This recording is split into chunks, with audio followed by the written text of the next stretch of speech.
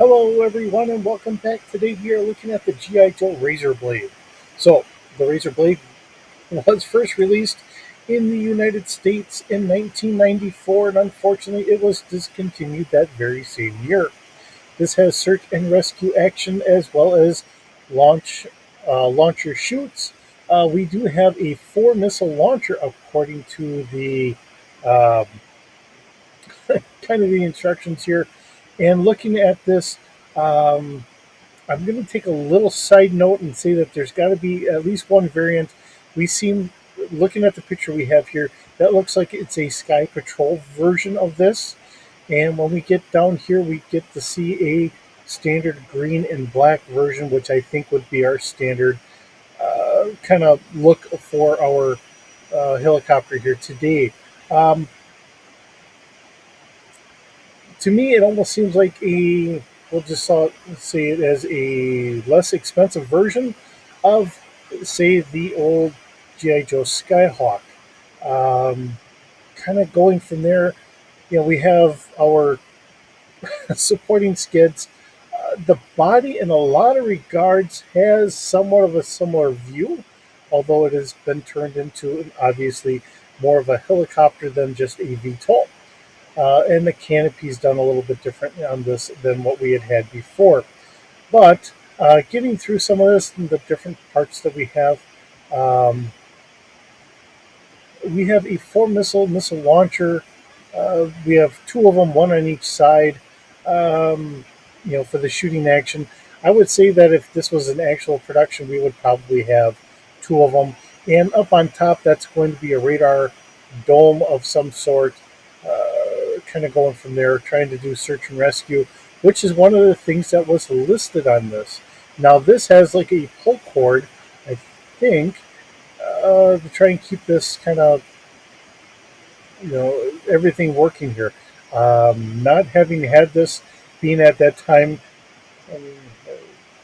um, 1994's, I definitely was. I was looking at getting into the army instead of actually playing with GI Joe toys. So, unfortunately, that's not a good year for me for trying to understand what we all have here.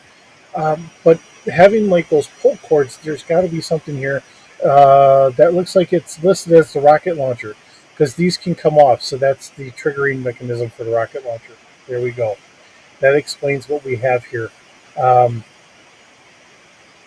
it is an interesting concept for everything. We have a trolley guideway assembly.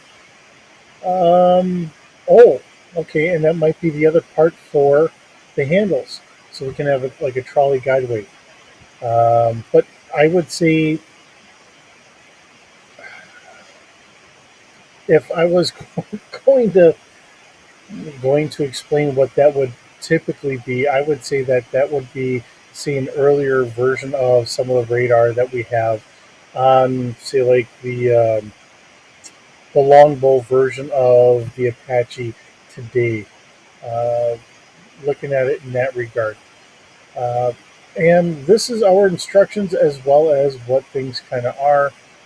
Guided handle with steering, rescue hook with a backpack, so you can put that onto a Joe character, so you can kind of scoop down, pick them up, and get them out of there. So a very light helicopter for trying to get in, rescue Joes in a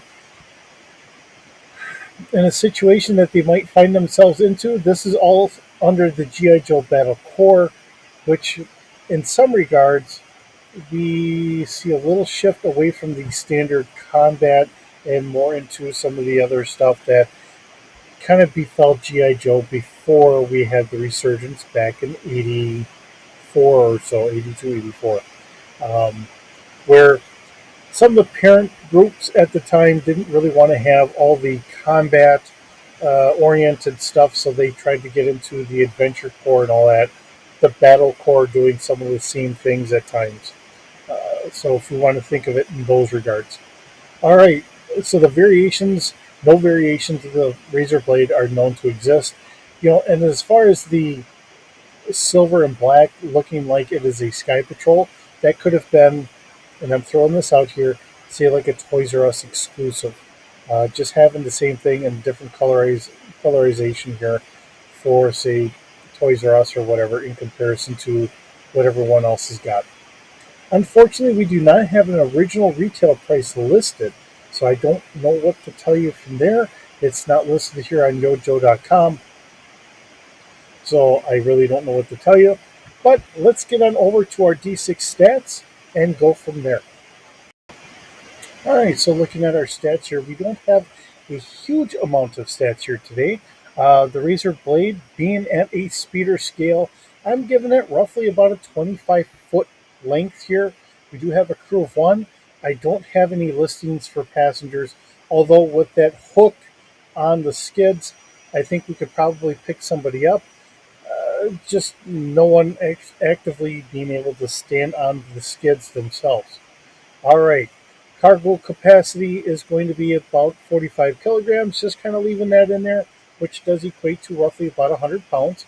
Having full coverage, our altitude range on this is going to be about 10,000 feet. Maneuverability, still keeping that at a 2D plus 2.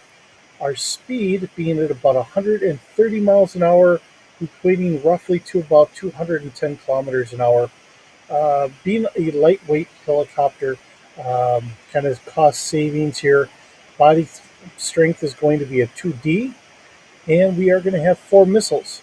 So, fire control is at a 4D, and a damage is 7D here. Not a lot here. Like I kind of said before, in a lot of regards, this almost seems like it is to be a cheaper alternative to the Skyhawk. When we look at this, it looks to me very much like it has similar design characteristics to the old Skyhawk, just kind of updating to a cheaper platform, something that's going to be a little less maintenance on it, maybe, and going from there as things shift. Now, maybe this is something that was given to one of the other kind of sub factions of GI Joe, kind of like we have the Night Force, the Tiger Force, and all those. One of those ideas in this colorization scheme here, most notably, maybe it went to the Sky Force for their abilities and their patrols or whatever, compared to the Skyhawk, which I do remember that they did have the Skyhawk in that as well. But then possibly some of them were thrown to some of the other units for trials and whatever have you, just kind of keeping it in that same form. Very much like I have said before in the G.I. Joe line, where the Joes themselves are going to have experimental versions of maybe some of the other vehicles that are meant for the regular military units, but they get to try it out in situations that most other units may not get that opportunity to. And with that being said, if they pass on it because it has issues or whatever else, they may still have that sitting around as something to use, maybe as a backup or whatever, but it may not go into full line production for anyone else because it's just not deemed effective enough for the mission parameters that it's supposed to really sit for. So, something like this, where yes, it can have air to ground attack missiles, but more of as an infiltration to try and get Joes out of harm's way. It might work in limited quantities, but not really as something for a frontline mission platform. So, going from there. That's my take on it. And as always, when you look at the stats here, if this works for you, great. If there's something that needs to get changed, by all means, change it. And we'll just kind of go from there. With that, thank you so very much for joining me today. It's always wonderful having you here. I hope you're doing well, and I will see you in the next video.